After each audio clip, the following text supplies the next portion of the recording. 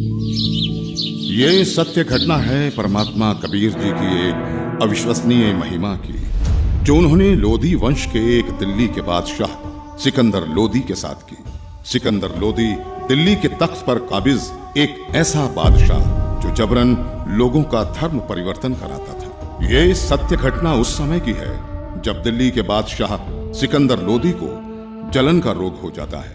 बादशाह का शरीर जला हुआ दिखाई नहीं दे रहा था, लेकिन पीड़ा इतनी थी कि जैसे शरीर को अग्नि से जला दिया गया। इसके लिए पूरे भारतवर्ष के हिंदू और मुस्लिम धर्म के सभी पंडित, काजी, वैद्य, हकीम भी उपचार कर करके थक चुके थे। परमात्मा के विधान में है, जब मनुष्य के पाप कर्म अधिक हो जाते हैं तो कोई भी दवा काम नहीं करती। कुछ ऐसा ही बादशाह के साथ भी हो रहा था। शानदार। अल्लाह के फजल से ये दवा जरूर हमारे जलन के रोग को ठीक कर देगी, इंशाअल्लाह। राजा सिकंदर लोधी ने सभी प्रकार की औषधि सेवन की, बड़े बड़े वैद्य बुला लिए गए, लेकिन बादशाह पर कोई भी औषधि काम नहीं कर रही थी। यहां तक कि सिकंदर लोधी ने उन्हें ठीक करने के बदले मुंह भोला इनाम भी रख दिया था, लेकिन सर्व उपाय निष्फल ही रहे। बादशाह सलामत, अब आपकी तबीयत कैसी है? पीर जी, हमें जरा भी आराम नहीं हुआ। बाहर से नहीं दिखता, लेकिन पीड़ा इतनी अधिक होती है कि जैसे किसी ने हमारे शरीर को जला दिया हो। बादशाह सलामत, हम सभी ने आपको वो हर दवा दी है जो ऐसे रोग में दी जा सकती है। बादशाह सलामत, लगता है ये कोई लाइलाज बीमारी है जिसका ठीक होना नामुमकिन है। गुस्ताखी माफ बादशाह, अगर आपकी इजाजत हो तो हम आपसे कुछ कहना चाहते हैं, क्योंकि हम सबको ये पता है कि आपको ये लाइलाज रोग अल्लाह की मर्जी से हुआ है, तो इसका इलाज भी हम वैद्य नहीं बल्कि कोई पहुंचा हुआ संत फकीर ही कर सकता है। और हम ऐसे ही एक सिद्ध महापुरुष को जानते हैं। कौन है वो? काशी में कबीर नाम के एक महापुरुष हैं। हमने सुना है कि उन्होंने बहुत सारे लोगों के कष्ट दूर किए हैं। उनमें मुर्दे तक को जीवित करने की शक्ति है। बादशाह सलामत, अगर वो रहम कर दें तो ये रोग एक लम्हे में खत्म हो सकता है। मौलवी साहब, आप कैसी बातें कर रहे हैं? इतने बड़े बड़े हकीम और वैद्य जो रोग ठीक नहीं कर सके, वो भला ये कबीर कैसे ठीक कर सकता है? हमें तो लगता है कि अब हमें इस रोग के साथ ही आखिरी दम तक जीना पड़ेगा। अब तो जीने की चाह भी खत्म होती जा रही है। गुस्ताखी माफ करें जहांपना, लेकिन कबीर जी कोई साधारण पीर नहीं है। वो चाहें तो कुछ भी कर सकते हैं। ठीक है, हमारे काशी चलने का बंदोबस्त किया जाए।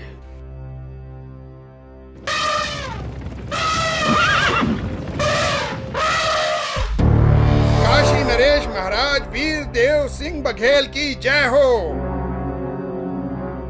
कहो दूत, क्या संदेश लाए हो? काशी नरेश, बादशाह सिकंदर लोधी इस समय अपने जलन के रोग के कारण बहुत परेशान हैं। उन्हें बताया गया है कि यहाँ कबीर नाम के एक महापुरुष हैं जो बादशाह के जलन के रोग को ठीक कर सकते हैं। इसीलिए बादशाह जल्दी ही काशी पधारने वाले हैं। ठीक है, संदेश भिजवा दीजिए। हमें बादशाह के आने का इंतजार रहेगा। महामंत्री जी, बादशाह के स्वागत की तैयारी की जाए। जी महाराज।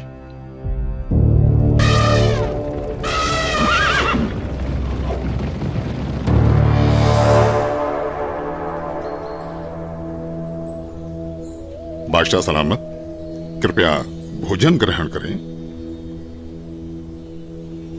वीरदेव, मैं तुम्हारी खातिरदारी से बहुत प्रसन्न हूं, लेकिन मैं कुछ भी खा नहीं सकता। मैं अपने जलन के रोग से बहुत ज्यादा परेशान हूं। इस समय पूरे जहां में हमसे ज्यादा दुखी कोई नहीं। मुझे मालूम हुआ है कि यहाँ काशी में कबीर नाम के कोई संत हैं। आप उनके बारे में जरूर जानते होंगे, इसलिए मेरी ख्वाहिश है कि आप हमें कबीर जी से मिलवाओ। सुना है इस पृथ्वी पर केवल वही एक हैं जो मेरे इस रोग को ठीक कर सकते हैं, वरना अब केवल आत्महत्या करना ही बाकी रह गया है। बादशाह सलामत, अब आप बिल्कुल ठीक जगह आ गए हैं। निश्चय ही अब आपका जलन का रोग ठीक हो जाएगा। ऐसी क्या खास बात है उन कबीर में, वीरदेव? हे दिल्ली के सम्राट, कबीर जी कोई साधारण व्यक्ति नहीं है, बल्कि भगवान खुद ही कबीर जी के रूप में आए हैं। यदि कबीर देव जी की दया दृष्टि हो गई तो समझो आपका कष्ट हमेशा हमेशा के लिए दूर हो जाएगा। इंशाअल्लाह। वीरदेव, अगर ऐसा है तो जल्द से जल्द उस संत को हमारे पास लाया जाए। आपका आदेश सर आंखों पर बादशाह सलामत। लेकिन मेरी अर्ज है आपसे। बेफिक्र होकर कहो। बादशाह, कहते हैं कि संत को कभी आदेश देकर नहीं बुलाना चाहिए, और कबीर प्रभु जी तो संतों के संत हैं। फिर भी यदि हम उन्हें आदेश देकर बुलवा भी लें और उन्होंने आपके रोग को दूर करने की कृपा ही नहीं की, तो फिर उनका आना ना आना एक समान होगा।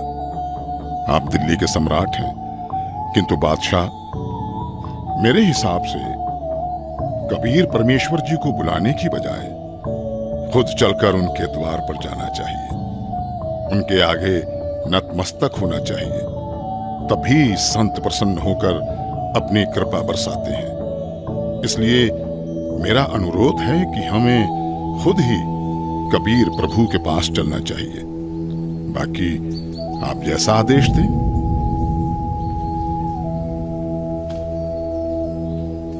ठीक है, मुझे अभी कबीर जी के घर ले चलो।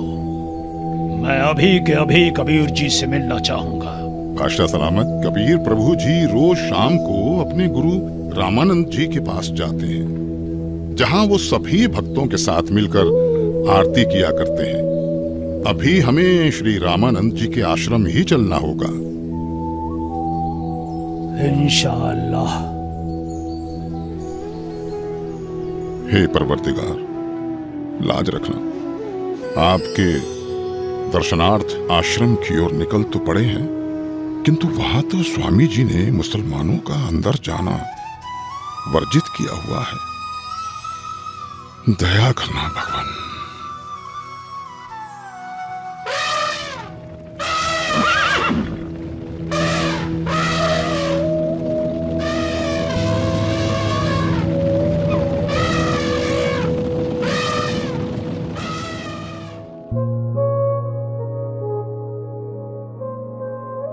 हे भक्त, क्या कबीर जी आ चुके हैं? अभी नहीं आए हैं राजन, आने ही वाले हैं। इस समय वो अवश्य आते हैं। कोई बात नहीं वीरदेव, चलो अंदर आश्रम में बैठकर कुछ देर इंतजार कर लेते हैं। जी बादशाह सलामत। भगत जी, एक बार आप स्वामी रामानंद जी से आज्ञा लेकर आइए कि दिल्ली के बादशाह सिकंदर लोदी आए हैं, आपके दर्शन करना चाहते हैं और कबीर जी से मिलना चाहते हैं। कबीर जी आए तब तक यहां आश्रम में कुछ देर आपके पास बैठना चाहते हैं।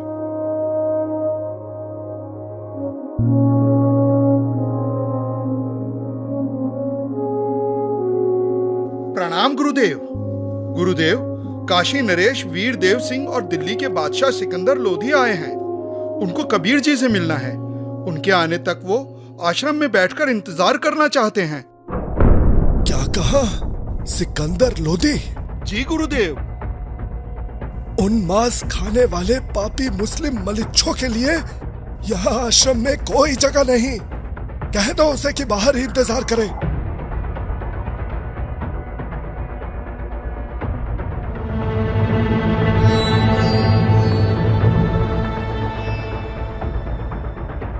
हे राजन, स्वामी जी ने बादशाह को अंदर आने से मना कर दिया है। मुसलमानों का आश्रम में प्रवेश निषेध है।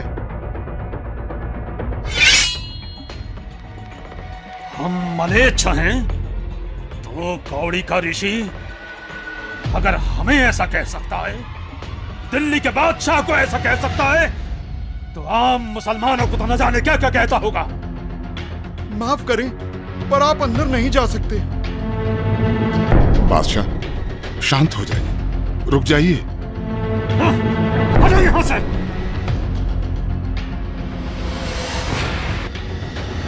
रामानंद हमें काफिर और मलेच्छ कहता है।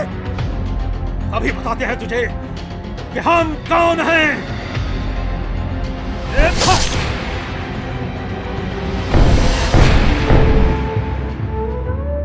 हे कबीर प्रभु, ये क्या किया आपने?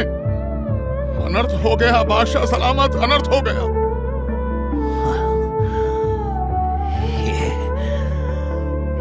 ये मैंने क्या कर दिया? मैं निहायत ही नीच किस्म का व्यक्ति हूं। वीरदेव आया था अपना रोग ठीक कराने, और जिसके पास आए उसके गुरु को ही मार दिया। या अल्लाह, कितने गुनाह किए हैं मैंने, माफ कर दो मुझे। वीरदेव यहां से वापस चलो। कबीर जी अब कभी मेरे रोग को ठीक नहीं करेंगे। अगर मैं उनके सामने रहा तो वो जरूर मुझे बद्दुआ देंगे। इसलिए यहां से अभी के अभी चलो। जैसा आपको सही लगे बादशाह, चलिए। कबीर प्रभु जी सामने है बादशाह सलामत। दो राजा एक साथ? काशी नरेश और दिल्ली के बादशाह का इस गरीब के पास कैसे आना हुआ? कहो, कैसे आगमन हुआ?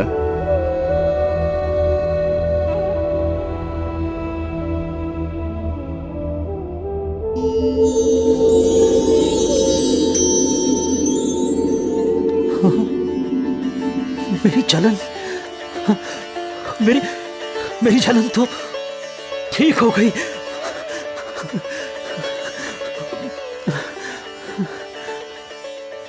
हे अल्लाह की ज़ात, मुझे माफ कर दो।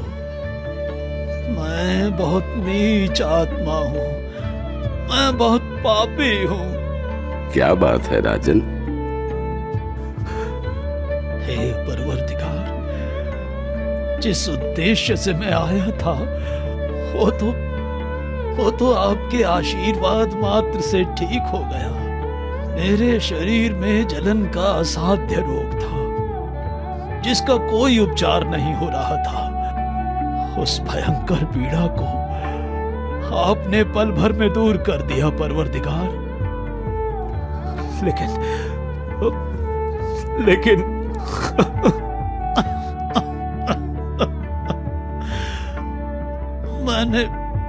मैंने एक जुल्म कर दिया।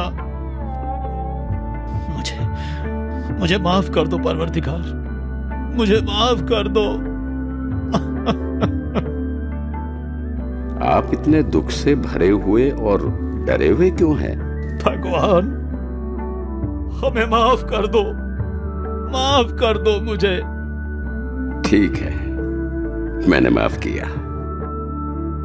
नहीं परवरदिगार, आप मुझे माफ नहीं करेंगे। राजन, आप व्यर्थ में व्याकुल ना हो। मैंने आपको माफ कर दिया। बताओ क्या हुआ? मुझसे एक निहायत ही बड़ा अपराध हो गया है। अगर आप उस अपराध को सुनेंगे तो आप मुझसे खफा होकर मुझे बद्दुआ देंगे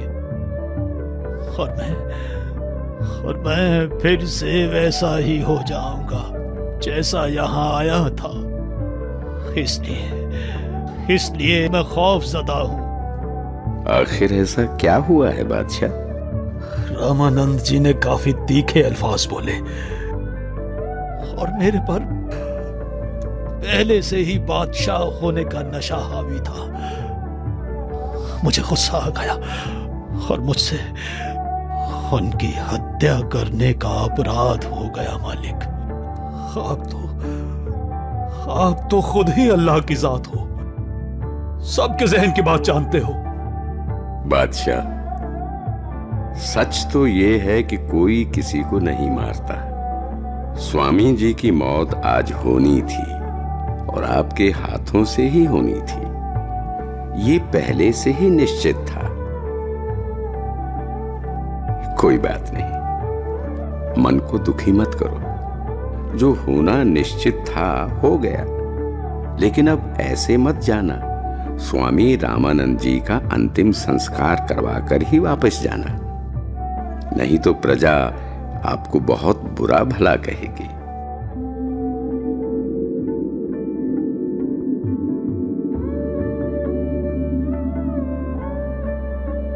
वीरदेव, आज मुझे अल्लाह मिल गए, ऐसे महापुरुष जिनके आशीर्वाद देते ही मैं स्वस्थ हो गया।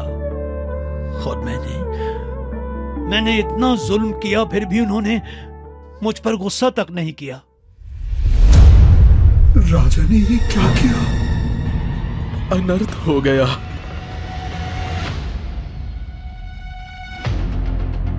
कबीर जी आ गए। कबीर जी आ गए। कबीर जी आ गए। कबीर जी आ गए।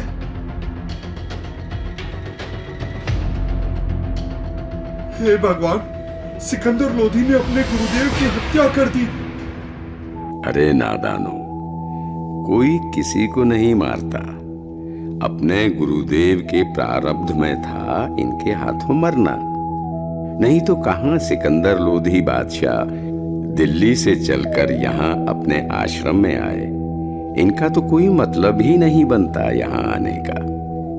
भक्तों, अपने गुरुदेव जी का संस्कार इन्हीं के हाथों मरने का था। अरे, ये तो फिर से आ गया। अब ये क्या करेगा? गुरुदेव, आरती का समय हो गया। आपके सारे भक्त आपकी प्रतीक्षा कर रहे हैं। उठिए गुरुदेव। हे भगवान, हे गुरुदेव, यहां आपके बच्चे खड़े हैं।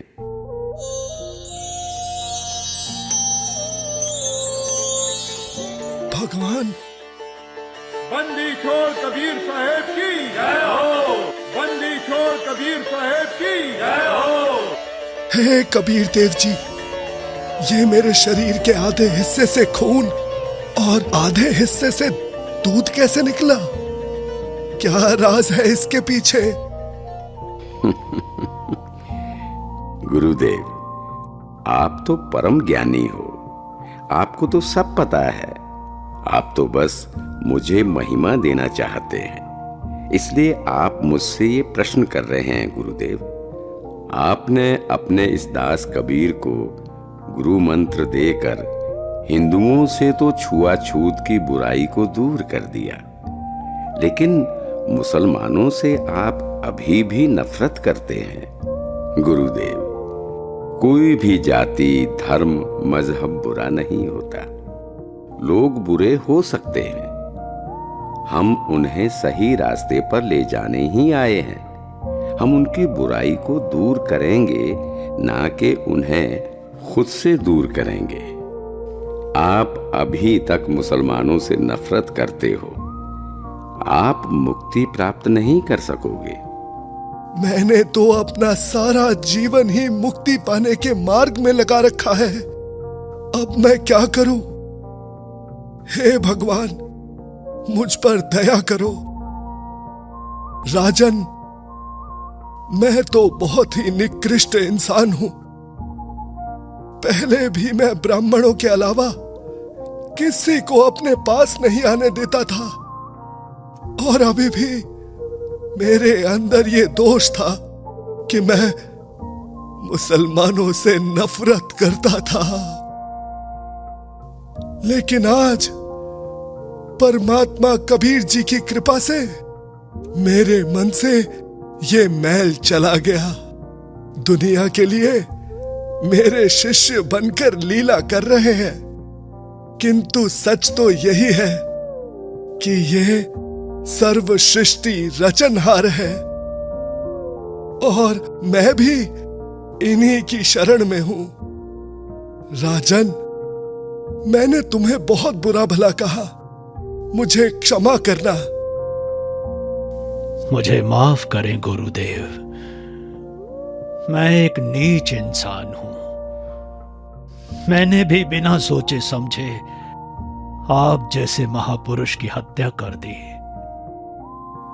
वो तो मेरी खुशकिस्मती है कि आज मुझे परमात्मा कबीर देव जी के रूप में खुद अल्लाह ही मिल गए। मेरा भी न जाने कौन से जन्म का पुण्य फल उदय हुआ कि मुझ नीच को आप कबीर प्रभु मिल गए। मैंने तो अपने आप को मनुष्यों में सर्वश्रेष्ठ मान लिया था, लेकिन आपकी लीला से मुझे पता चला कि मैं तो कितना निकृष्ट था। आपने ये लीला मुझे सतमार्ग पर लाने के लिए ही की है। मैं तो धन्य हो गया। बंदी छोड़ कबीर साहेब की जय हो। बंदी छोड़ कबीर साहेब की जय हो। बंदी छोड़ कबीर साहेब की जय हो। इस तरह परमात्मा कबीर देव जी ने न केवल सिकंदर लोदी बल्कि गुरु रामानंद जी को सतमार्ग दिखाया और उन्हें मुक्ति की तरफ ले गए। ये अनमोल ज्ञान जगत गुरु तत्वदर्शी संत रामपाल जी महाराज के सत्संगों का अंश मात्र है। संपूर्ण आध्यात्मिक ज्ञान के लिए सुनिए संत रामपाल जी महाराज के मंगल प्रवचन।